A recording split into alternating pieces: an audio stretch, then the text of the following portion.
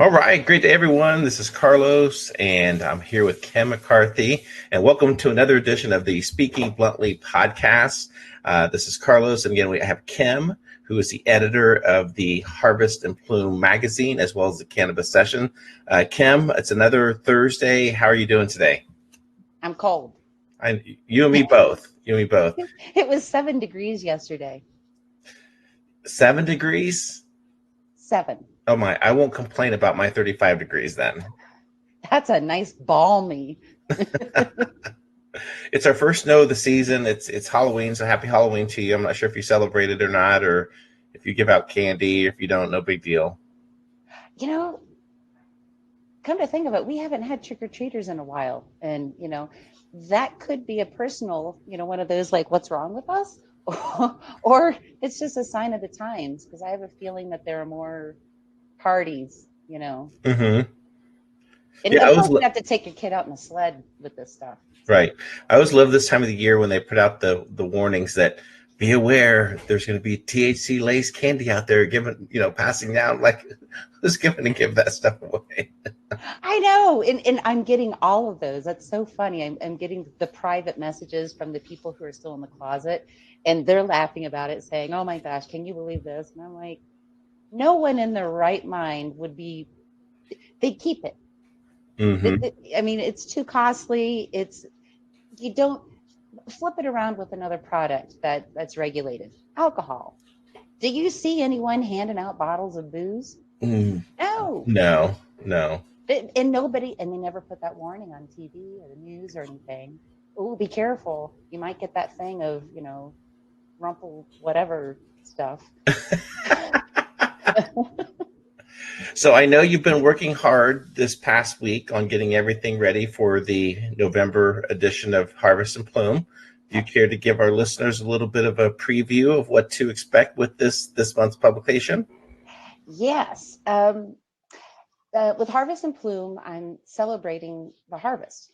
Everyone had the harvest, and since this is our first year, I don't have any pictures from around the world or anything to talk about those situations. So instead, I'm having kind of like a special edition of hemp being represented around the world, and either what their production is like, what the legality or regulations are. So any information that I could get, and I shared a link with you that is a wealth of information.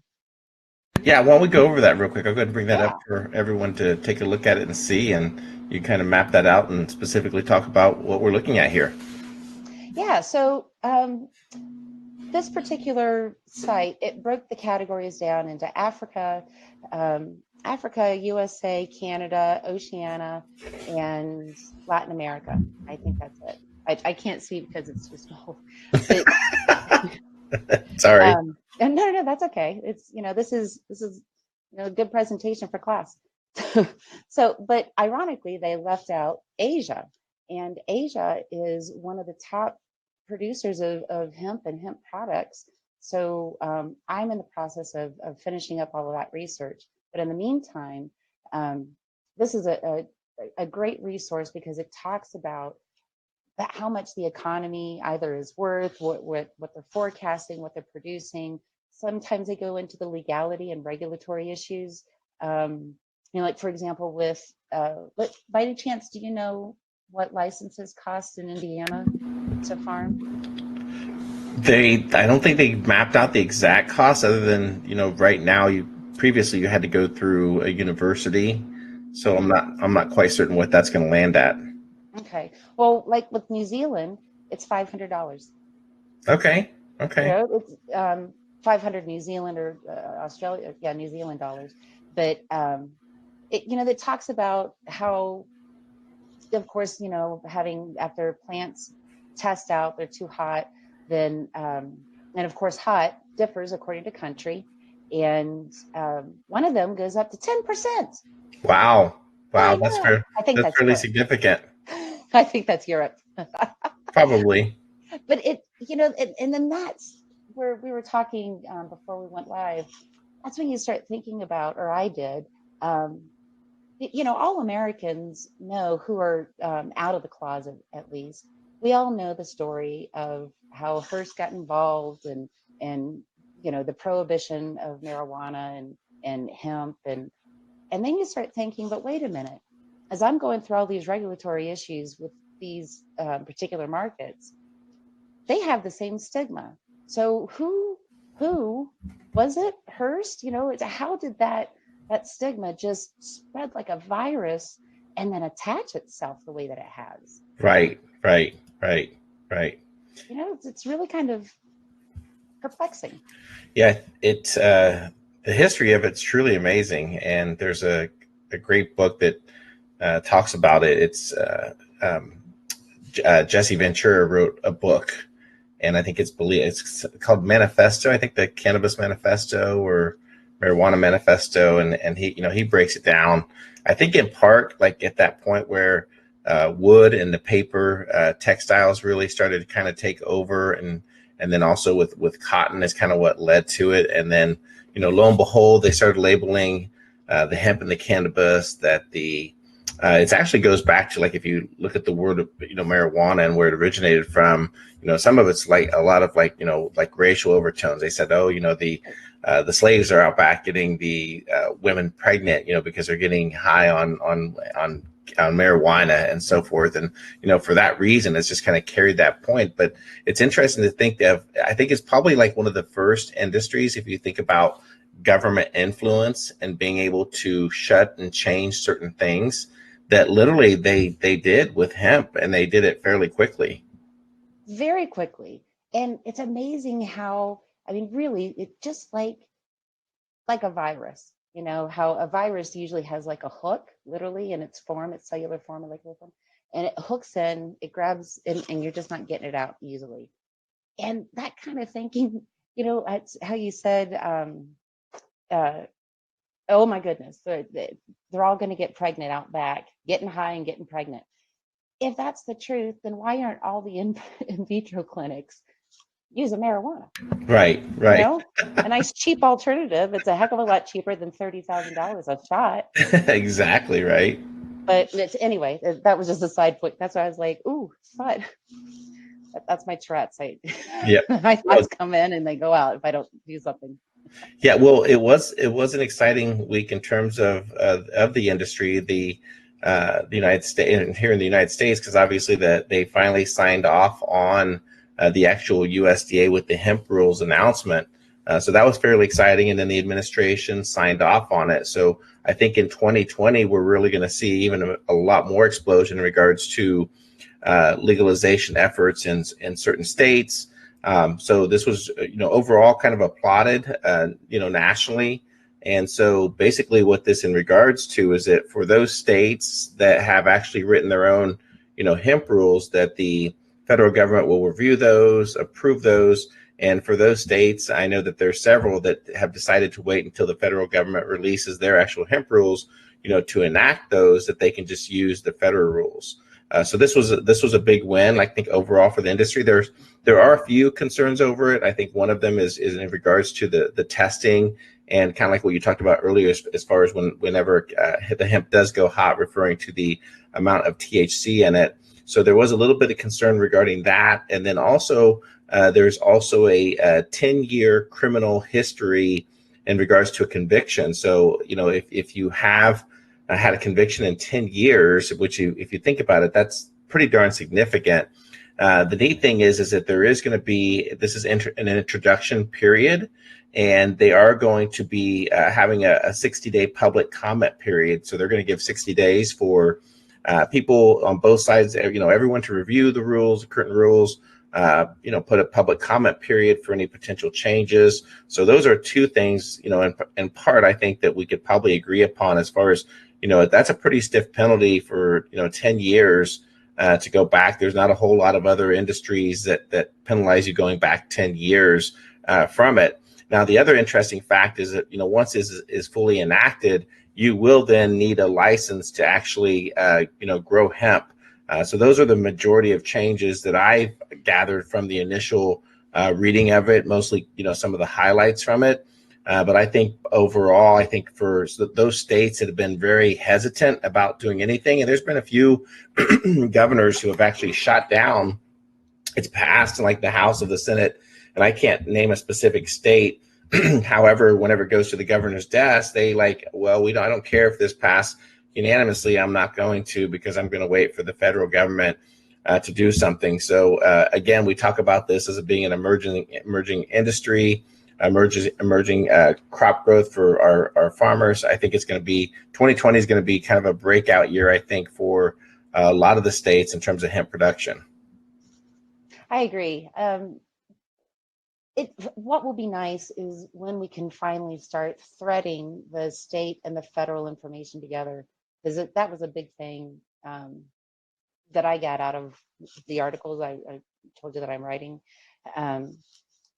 is that every single little state, regardless of country, they all have their individual, this is what we're willing to do, and we understand the federal level, but don't even worry about that. And then that's when, either the consumer or the business person or, just whomever is in the middle is, like a stepchild. Yeah. Saying, well, which way do I go? Mm-hmm. Yeah, I completely agree, and trying to determine and work that. And there's still quite a bit of gray area that we have to work through as far as the industry.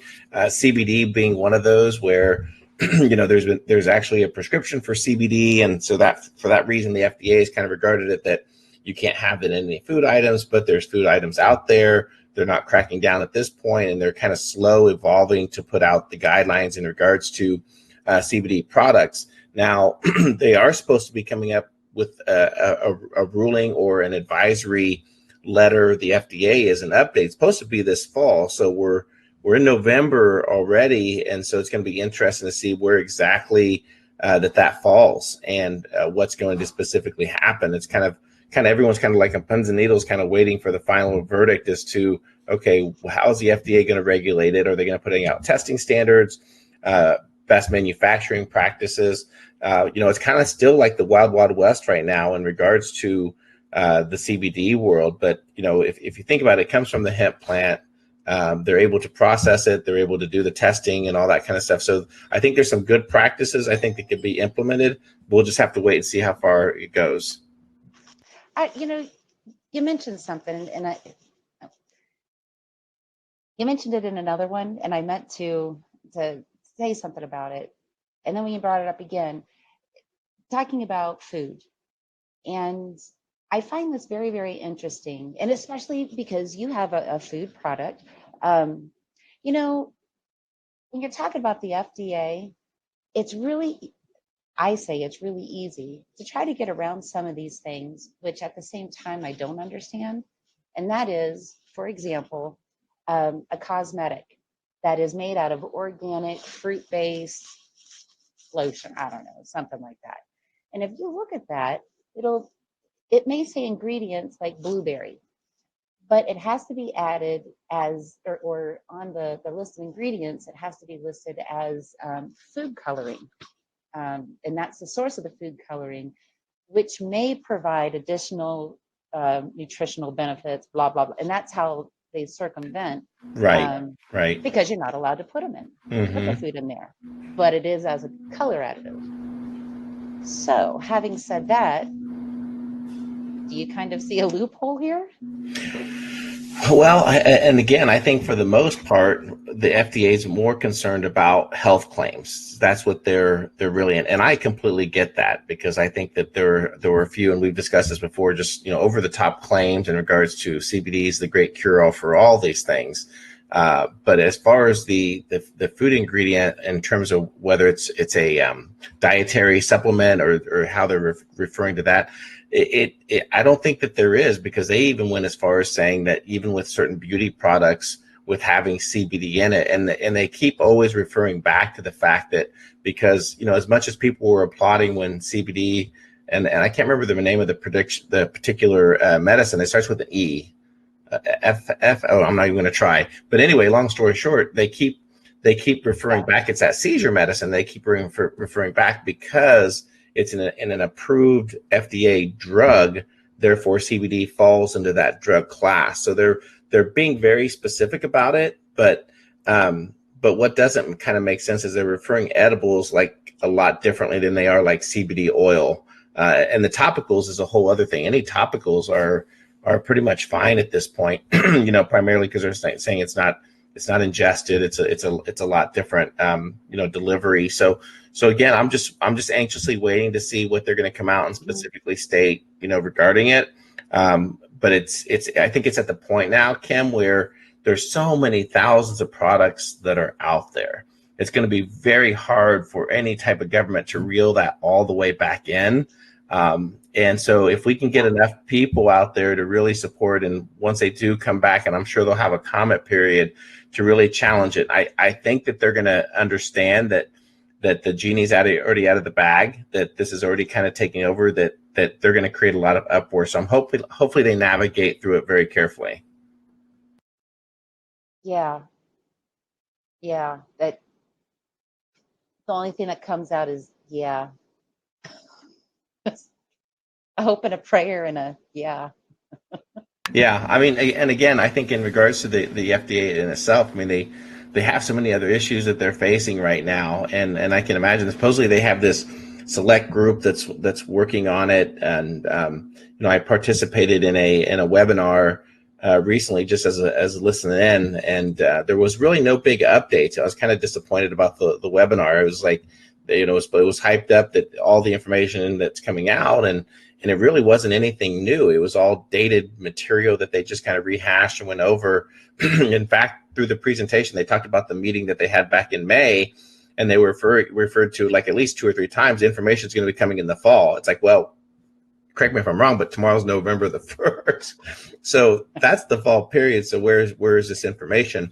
Right. Now, I will also tell you that I think in part there has been a little bit of pickup in some of the CBD edibles. In part was because of the vaping scare. So a lot of the people who traditionally were using CBD to vape CBD perhaps switched over to the edibles. So it's growing the dynamics. It's growing the market definitely.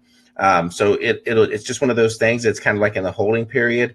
And then, it's a whole other animal when you think of states that have legalized recreational altogether. I mean, what's going to happen there?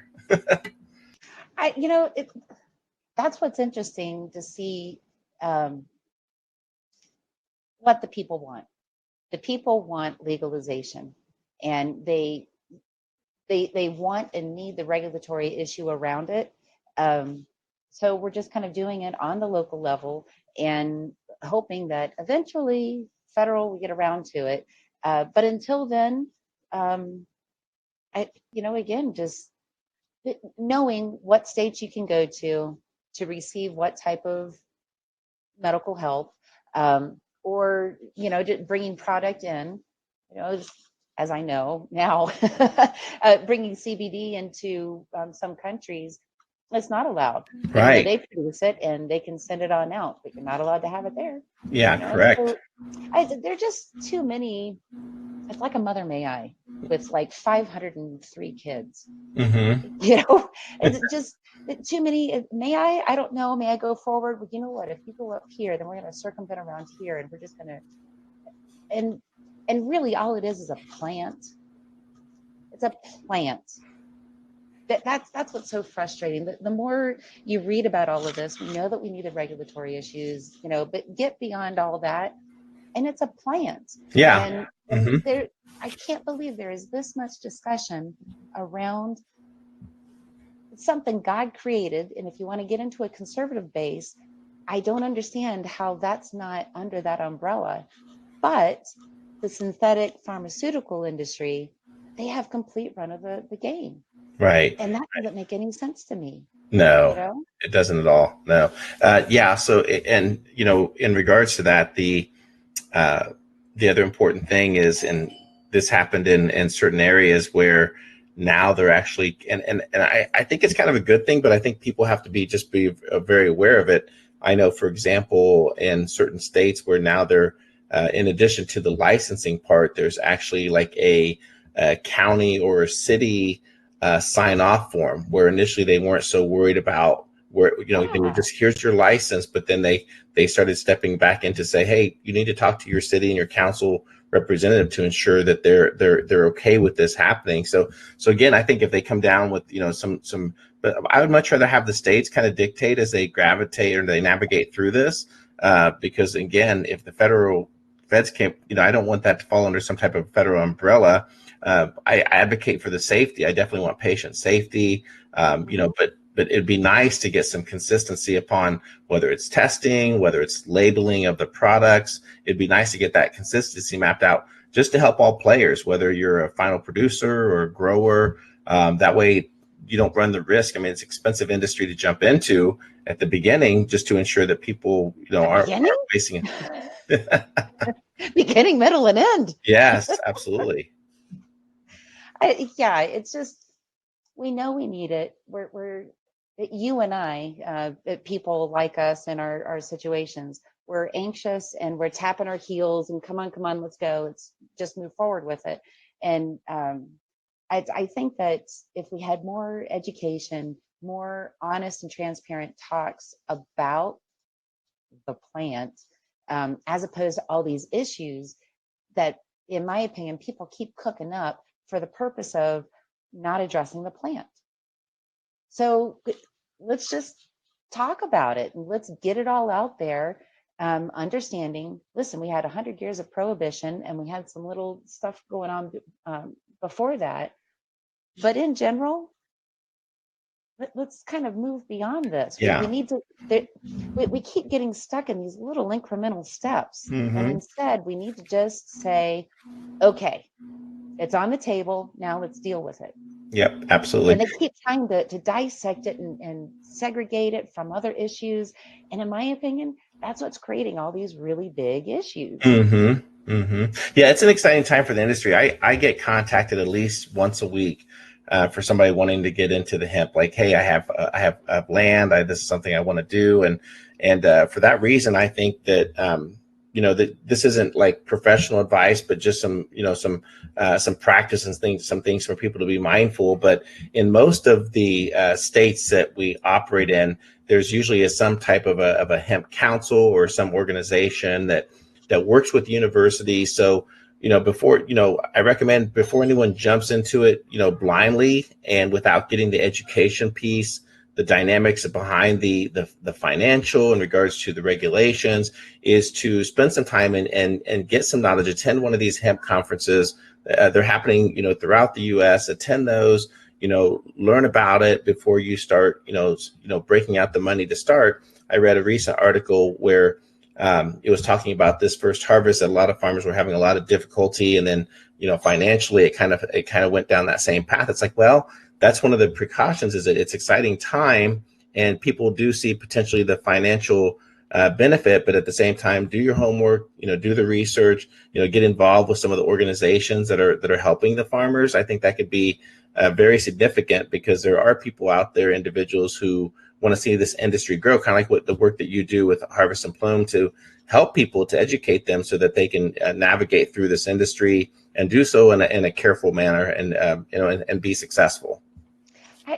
As you were talking, another thought came, and that is how exciting and emerging the industry is, and how new things are always going to be popping out. And we're excited about when they will start popping up.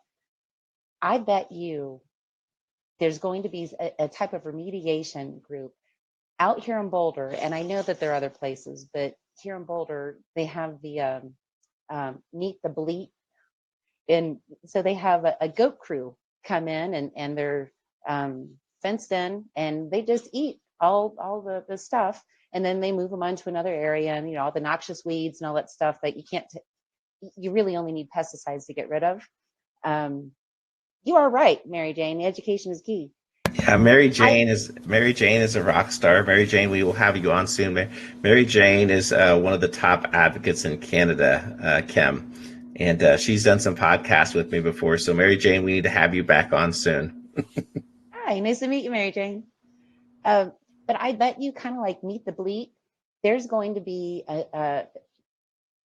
a new type of farmer that comes in to remediate other farmers' soil, because they know how to grow hemp, and they're going to come in and they're going to do 1 to 3 cycles, and then they're going to move to another farm and remediate their soil because of cotton, because of, all these others. Got to switch them out, got to rotate them. And I bet you that's going to be another emerging service. Yeah, absolutely. Well, one that I just thought of too is like, who's going to handle all this, the hemp that has to be destroyed? That's going to have to be some type of a waste, management company, and properly, going around picking this up, disposing it. It's not like you can just throw it in bags and throw it in your dumpster out back, So Compost it. all those things to take into consideration as we go through it. And Mary Jane can tell you, like up in Canada, people really celebrated the national legalization of it, but it was more kind of like the government, in my opinion, Mary Jane, was kind of more of the government takeover of the industry, where they started shutting down individual dispensaries, and there was a lot of problems going through it. So just as you advocate, just make sure you know exactly what you're advocating for, not just blanket legalization. The devil is always in the details, so it's important to know those. By the way, did you see? I absolutely love Canada, and the Canadians. Just how in comparison, but I got to tell you, Canada really disappointed me with their PSA over marijuana. Did you see that?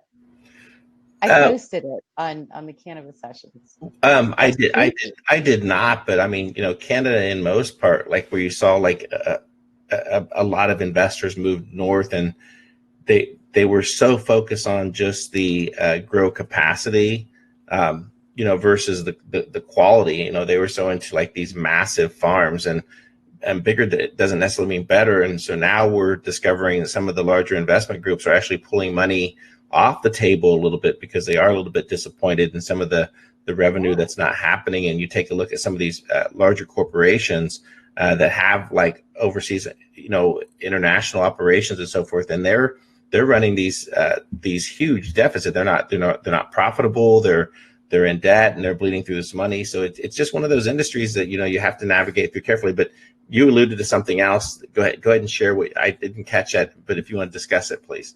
I think that they're connected. I think it just has to do with the mindset. Yep, you're right. You're absolutely right, Mary Jane.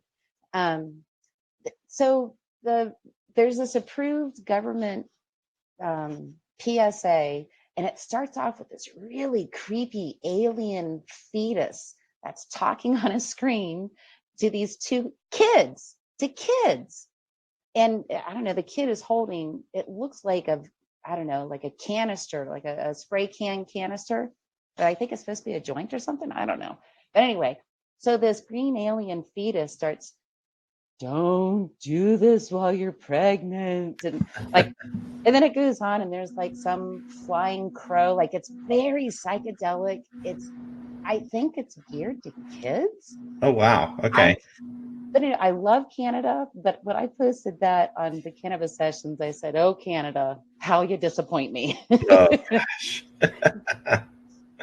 Yeah. Well, again, that's one of those things to follow, but I'm excited to catch the November edition as it come up. I will definitely will read through it. What else is on your radar, Kim? For the end of the year, it's really all about marketing. So any of the marketing pieces that you want, that you like, that you can share, they're all the cool videos. I think they're cool. Yeah. Mary Jane, so you posted this on the Harvest and Plume Facebook page, correct? That article you had mentioned in regards to that googly thing that came out. I think it's on the Cannabis sessions. On the Cannabis sessions. Okay. So Mary Jane, it's on the Cannabis sessions Facebook page. And I'm going to bring that up because here in a second, I'm going to ask Kim to plug her sites for us. Okay. Well, as we're going through, I have the Cannabis sessions, and that the username is at the Canna Sessions, Harvest and Bloom, and the Pipeline Strategies. And Absolutely. And again, we do this every Thursday at 5 p.m. Eastern. And we please leave comments, and we do read those. We appreciate you joining us. For our listeners this afternoon on a Halloween, please enjoy your evenings. Enjoy it safely with friends, family. And then also please go over to rogue420.net. Check out the amazing content. There's kind of one-stop shop all for everything related to hemp and cannabis. I recommend to bookmark it and check it daily. And then also jump over to our YouTube channel. So we have a Rogue 420 YouTube channel for the Harvest and Plume, as well as the Rogue 420. Please subscribe, and we appreciate your support. And Kim, thank you for a great podcast today, and we'll be back next week. Thanks. Looking forward to it. All right. Thank you. Take care. Bye-bye. Bye.